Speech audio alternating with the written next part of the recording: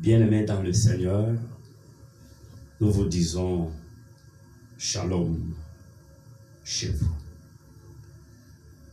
Nous revoici encore dans le cadre de la continuité de notre enseignement, n'est-ce pas, sur le valet et leur mystère dans la Bible. Et aujourd'hui, je vais vous parler de la 11e vallée. Nous sommes déjà à la 11e vallée. Et nous l'appelons la vallée de Réphaïm.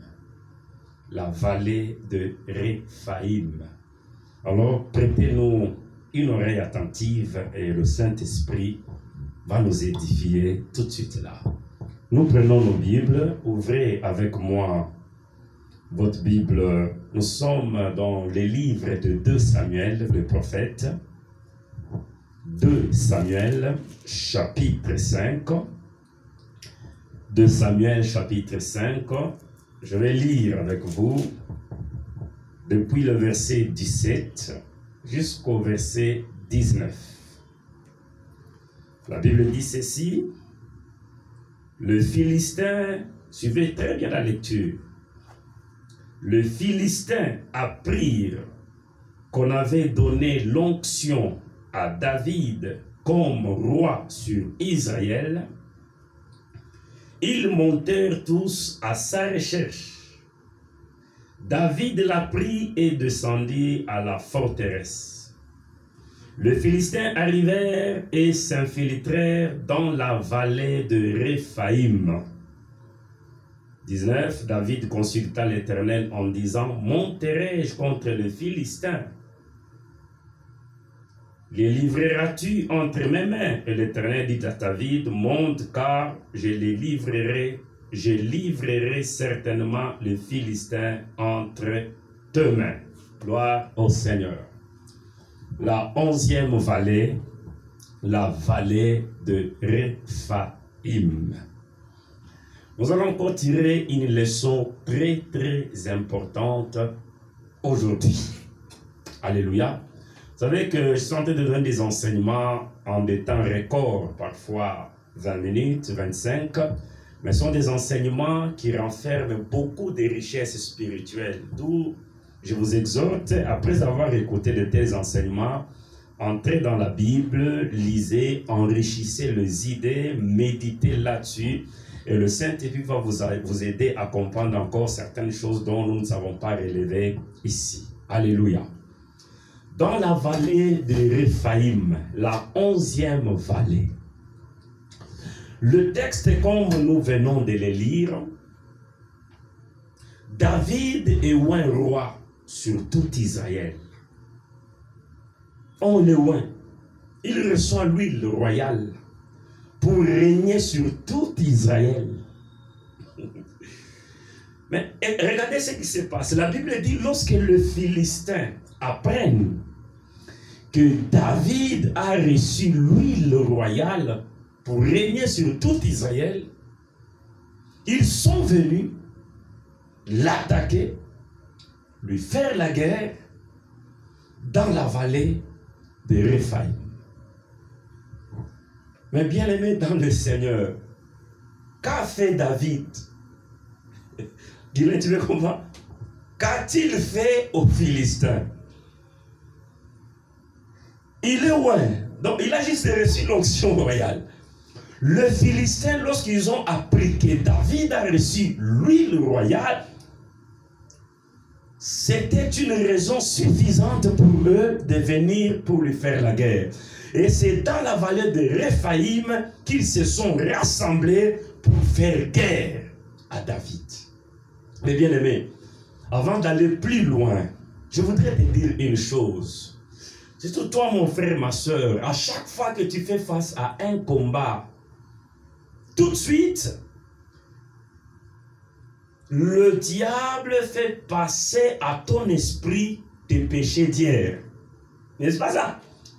Tu te dis non, ce combat peut-être c'est la conséquence de mon péché d'avant-hier, de mon péché de l'année passée, de mon péché d'il y a 10 ans, 5 ans. Et tout de suite, vous tombez dans la culpabilité.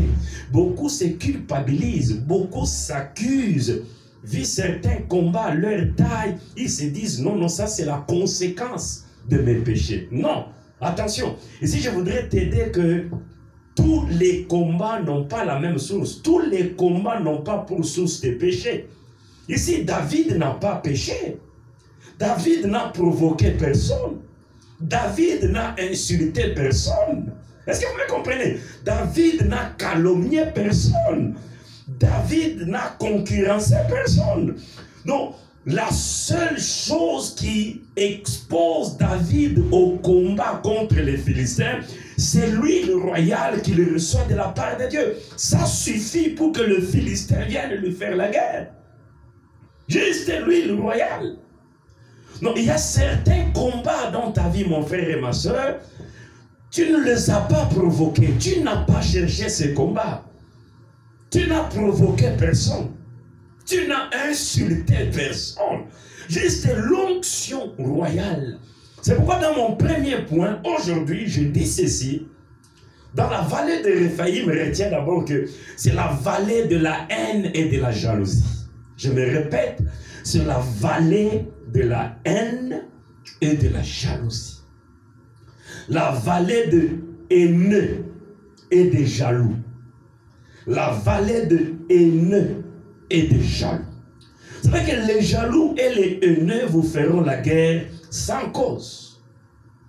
Juste votre onction. L'onction nous attire des problèmes. L'onction attire des combats. L'onction suscite des hostilités. Retiens ça. C'est tellement précieux. Mon frère, ma soeur, ne joue pas avec l'onction de Dieu sur toi. Ne joue pas avec l'huile sainte de Dieu sur toi. Ça va t'attirer des problèmes. La grâce de Dieu sur toi suffit pour faire des jaloux et des haineux autour de toi. David n'a rien fait. Juste l'huile qu'il reçoit. Mon frère et ma soeur, la grâce de Dieu sur toi suscitera des combats.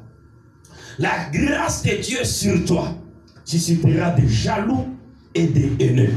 Il y a des gens qui vont t'haïr parce que seulement tu es beau. Ta beauté, tu es belle, ta beauté suffit pour que du coup tu te retrouves entouré de jaloux et de haineux. Retiens bien ça, mon frère et ma soeur. Parce que parfois, lorsque tu fais face au combat, tu cherches la source, tu cherches l'origine des combats. Mon frère et ma soeur, tu risques de tomber dans la culpabilité de certains péchés dont Dieu t'a déjà pardonné. Certains combats. Retiens aujourd'hui que la grâce de Dieu sur toi suffit pour que tu puisses connaître des jaloux et des haineux autour de toi. Ton intelligence va t'attirer des jaloux et des haineux.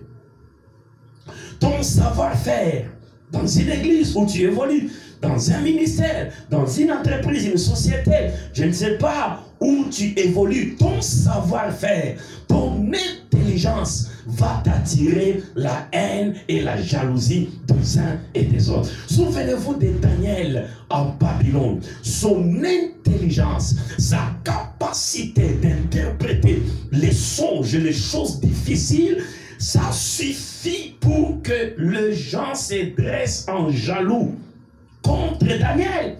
Et si Daniel a fait la fosse au lion, ce n'est pas parce qu'il a péché, mais c'était la conséquence de la haine et des jaloux qui étaient tout autour de lui. Son savoir-faire en matière d'interprétation des songes, ça suffit pour qu'on les jette dans la fosse au lion. Tu t'habilles bien, ça peut faire des jaloux.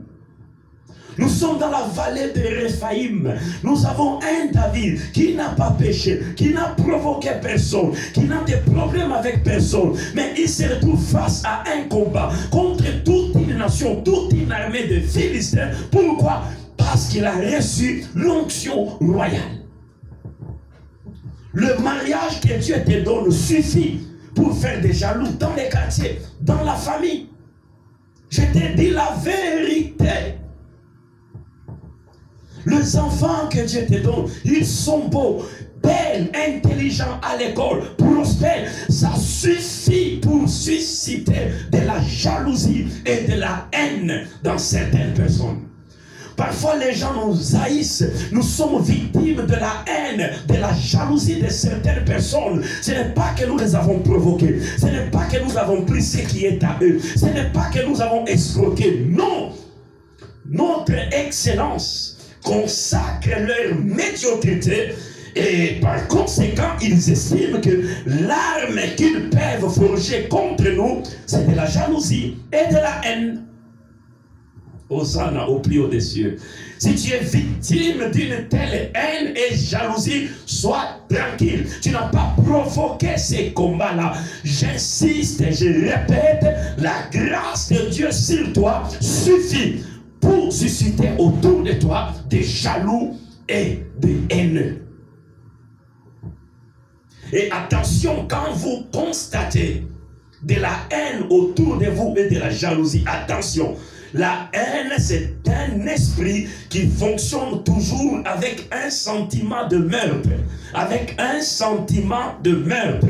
Attention, je viens réveiller quelqu'un. Au travail, à la société, dans l'entreprise, dans l'église, dans le ministère, je ne sais pas où. Lorsque tu découvres qu'autour de toi, il y a des hommes et des femmes qui ont conçu de la haine contre toi, de la jalousie. Attention, ces deux esprits fonctionnent avec le sentiment de meurtre, de la mort. Je te parle de Caïn et d'Abel. Il a suffi que Dieu agrée l'offrande, le sacrifice d'Abel pour que Caïn puisse concevoir, nourrir la haine dans son cœur contre son frère. Et parce que la haine fonctionne avec le sentiment de maître, Caïn a tué Abel. Pas parce que celui-ci aurait pris quelque chose qui lui appartient, mais la haine a fait que Abel a perdu sa vie.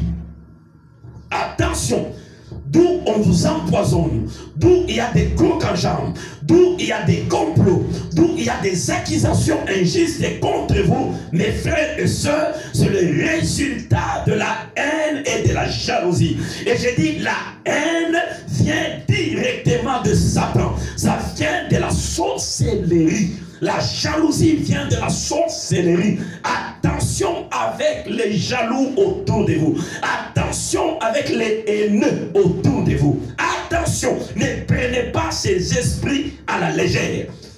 Abel a perdu sa vie à cause d'un jaloux, à cause d'un monsieur animé par la haine. Vous êtes tellement excellent, vous progressez, vos affaires réussissent, votre ministère est brillant, votre pastoral est brillant. Attention, ça suscitera la haine et la jalousie. Parfois dans votre milieu direct, Caïn n'était pas loin, qui était dans le même cercle avec Abel.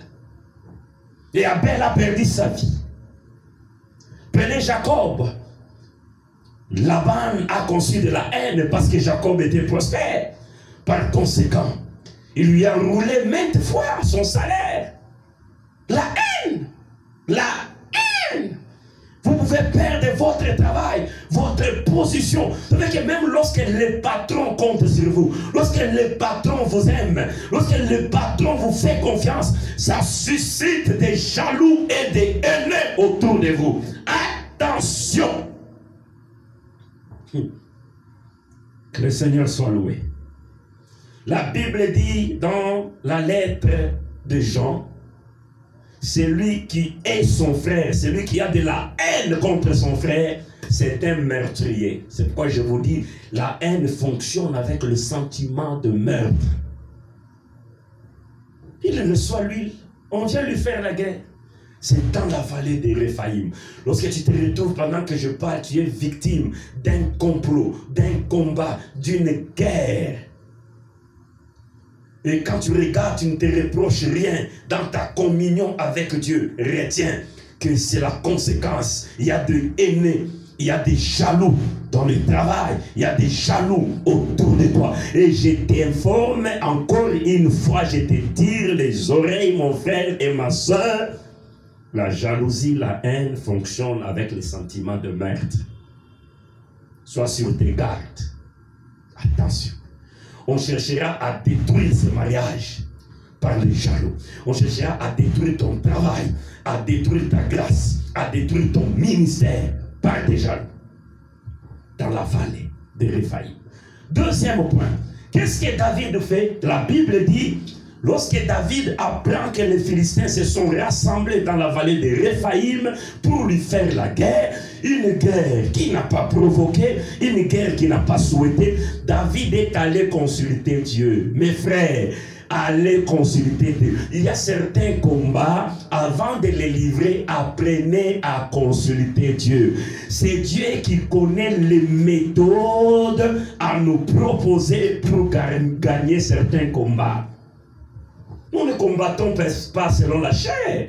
Apprends à consulter Dieu dans certains combats. Là où tu veux répondre, Dieu peut te proposer le silence.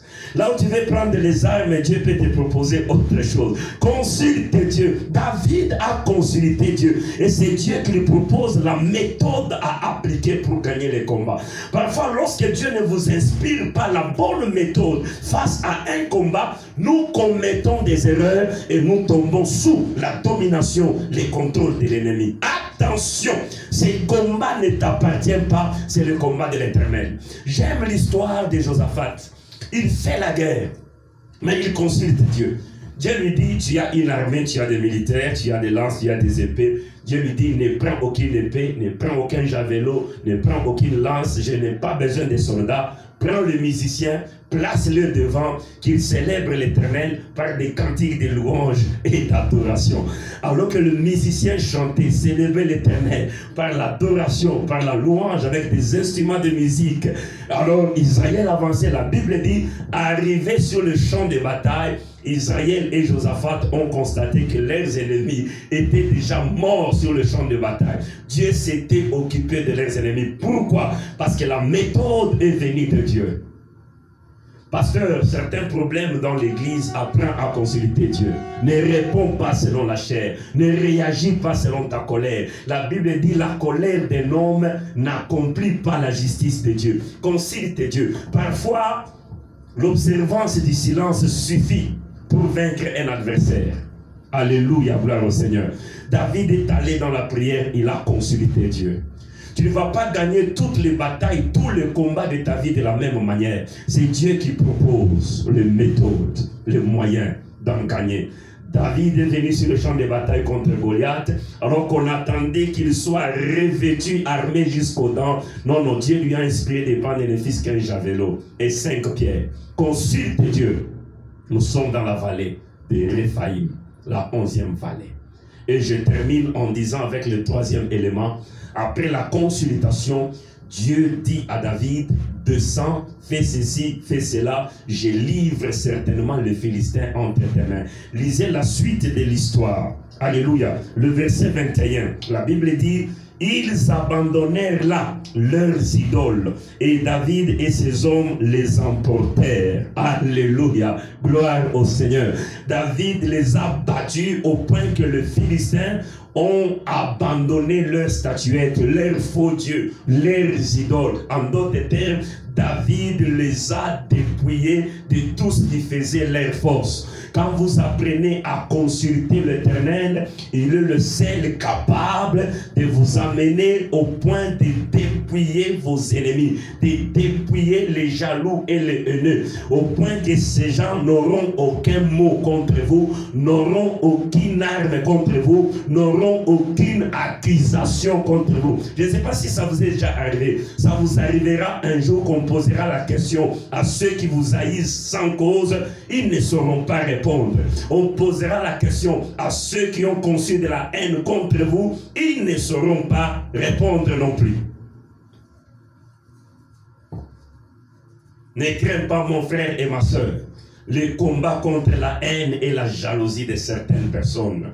Le Seigneur Dieu, Jésus à la croix, la Bible dit, il a livré en spectacle les autorités, les principautés et les a dépouillés. Christ a dépouillé nos ennemis. Christ a dépouillé nos adversaires. Christ va dépouiller les personnes animées d'un esprit de haine contre toi, animées d'un sentiment de jalousie contre toi. bientôt le Seigneur va les dépouiller. Bientôt le Seigneur va les ridiculiser. Bientôt le Seigneur va les affaiblir. Parce que dans un tel combat où vous êtes combattu seulement parce que vous avez reçu l'huile de Dieu, parce que vous avez reçu la grâce de Dieu, parce que vous avez reçu une bénédiction de la part de Dieu, ce combat n'est pas à vous, c'est le combat de l'Éternel. Parce que c'est le combat de l'Éternel. Lui sait comment s'occuper de ces gens-là. Et je te prophétise, il va s'en occuper. Il va s'en occuper. Il va s'en occuper. Il va s'en occuper. Et toi, le constat sera celui de la victoire. Toi, ton constat sera celui du dépouillement de méchants tout autour de toi. Je te le dis en vérité, bientôt, ils n'auront aucune arme contre toi. Ils n'auront aucun mot contre toi. Parce que c'est lui qui t'a oint, c'est lui qui t'a béni, c'est lui qui t'a donné. Il s'occupera de combattre ceux qui viennent faire la guerre à la chose que Dieu t'a donnée. Parce que ce que Dieu donne, on ne touche pas. Ce que Dieu donne, on ne détruit pas. Ce que Dieu a déversé sur vous, nul ne détruira. La Bible dit, quand il se trouve du jus dans une grappe, on dit ne la détruisez pas. Parce que tu as reçu l'huile de Dieu, parce que tu as reçu la bénédiction de Dieu, parce que ton travail vient de Dieu, parce que ton ministère vient de Dieu, parce que ton mariage vient de Dieu. Dieu ne permettra à personne, alors à personne, de détruire cela. Attention, pendant que je termine, avec des personnes animées de sentiments de haine et de jalousie autour de vous. Ces deux choses fonctionnent toujours avec le sentiment de merde. Jésus dit, je vous envoie comme des brebis au milieu des loups. Soyez prudents comme le serpent. Je répète, soyez prudents comme le serpent. Dans la vallée de Réphaïm, David et Ouin, les Philistins se disent, allons lui faire la guerre. Qu'a-t-il fait? Rien. Jalousie et haine. Je vais prier pour toi. Seigneur, délivre mon frère et ma soeur des griffes des jaloux et des haineux dans le nom de Jésus de Nazareth. Protège cette bénédiction que tu as donnée à mon frère et à ma soeur, et c'est là pour la gloire de ton Saint-Nom, au nom de Jésus de Nazareth. Amen. Moi, c'est le prophète Shekinah, gloire à Cassia, Ngala Mouloumé. Nos contacts, nous les donnons toujours. Plus 243 81 98 999 55. Moi, c'est le pasteur responsable de l'église Cité Narcisse Dessaron. À très très bientôt pour le prochain numéro avec le même enseignement, le valet et leur mystère dans la Bible. Shalom chez vous.